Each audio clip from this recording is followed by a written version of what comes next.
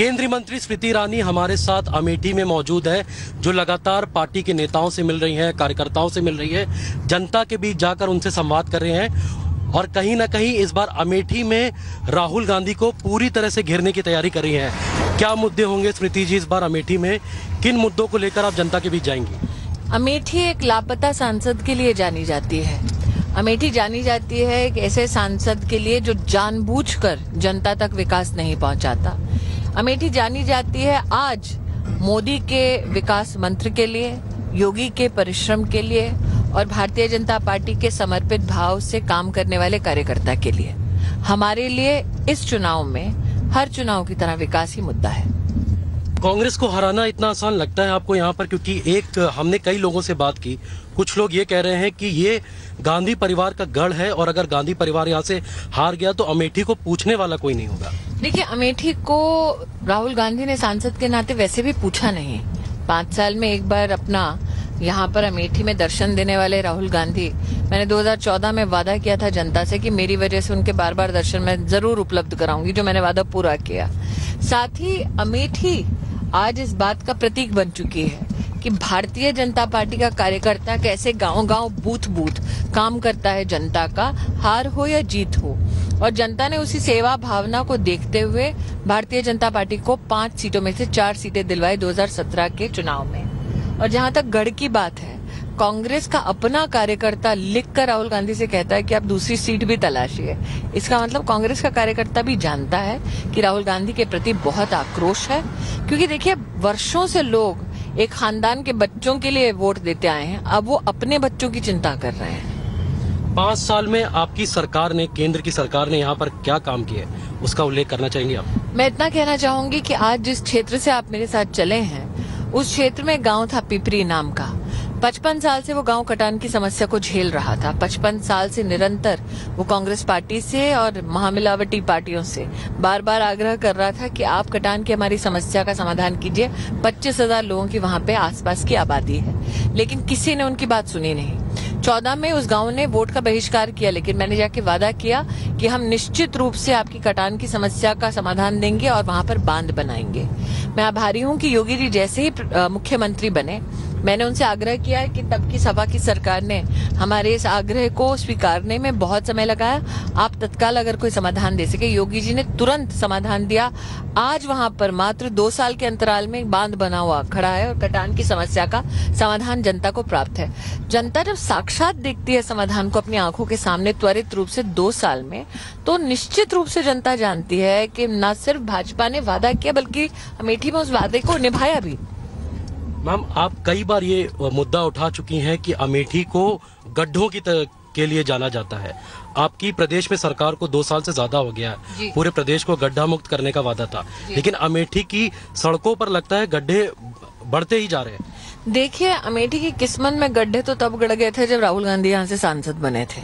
लेकिन ये भी कहना उचित होगा कि आप नदी पार के जिस इलाके से अभी चले हैं, वहां पे 33 सड़कें बनवाने का काम भाजपा की प्रदेश की सरकार ने किया। ये वो इलाका है जहां पर गांव के लोगों के पास चलने को पक्की सड़क तो क्या, पगडंडी भी छोटी छोटी वहां थी जहां से सड़क से पसार होना पड़ता था लोगों को।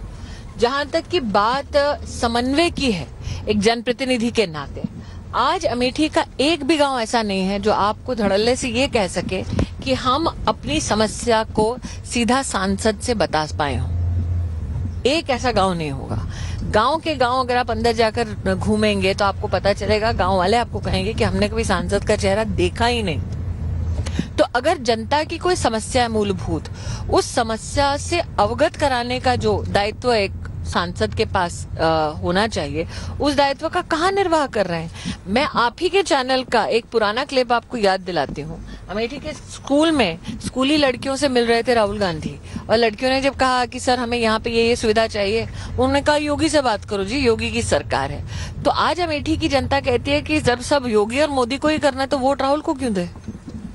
उत्तर प्रदेश के मुख्यमंत्री योगी आदित्यनाथ लगातार कल से ट्वीट कर रहे हैं कि मुस्लिम लीग का वायरस केरल में कांग्रेस पार्टी को लग गया है, इसीलिए वो मुस्लिम लीग का समर्थन ले रहे हैं। इस पर क्या कहना चाहती हैं? ये तो सत्य है कि जो पार्टी देश के विभाजन में एक प्रमुख भूमिका निभा चुकी है, आप उस पार्टी का समर्थन ले रहे हैं क्योंकि आपको सत्ता खोने का डर है।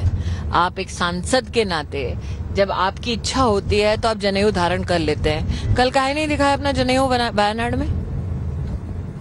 अगर धर्म के प्रति इतना समर्पण उनका भाव है तो क्यों नहीं दिखाया अपना जनेऊ वहां पर? अयोध्या तक आप जाते हैं, रामलला के सामने क्यों नहीं सर झुकाते हैं फिर? क्योंकि आपको खतरा है जी, मुझे तुष्टीकरण की राजनीति करनी है। अगर मैंने वायनाड में जनेऊ पहन लिया तो मुझे वोट नहीं मिलेगा। तो जो भगवान को छल दे साहब, वो इंसान को छोड़ेगा। राहुल गांधी आज पुणे में थे, उन्होंने ये बोला कि बालाकोट एयर स्ट्राइक का क्रेडिट पूरी तरह से एयरफोर्स को देना चाहिए, लेकिन इसका क्रेडिट प्रधानमंत्री ने लिया, और अगर वो उनकी जगह होते तो सिर्फ एयरफोर्स को क्रेडिट देते। एक तो वो उनकी जगह कभी नहीं होंगे, 2 कारणों की वजह से। इतनी क्षमता उनमें है नहीं, दूसरा देश के प्रति इतना समर्पित भावना राहुल गांधी में तो आज तक किसी ने देखी नहीं। इसलिए भी क्योंकि देश की राजधानी में जनता ने देखा कैसे उन्होंने भारत तेरे टुकड़े होंगे वाले नारे का समर्थन किया, और मात्र उस नारे का समर्थन नहीं किया बल्कि अपने मैनिफेस्टो में ये लिखवा दिया कि अगर आप हिंदुस्तान के टुकड़े होने की बात करेंगे, अगर आप हिंदुस्तान का अपमान करेंगे तो राहुल गांधी उसका समर्थन करेंगे, उसको अलाउ करेंगे। राहुल गांधी ने अपने मैनिफेस्टो में लिखकर ये भी दे दिया कि भारत की सेना पर केस हो और भारत की सेना को आप लांछन लगाएं सेक्सुअल वायलेंस के नाम पर।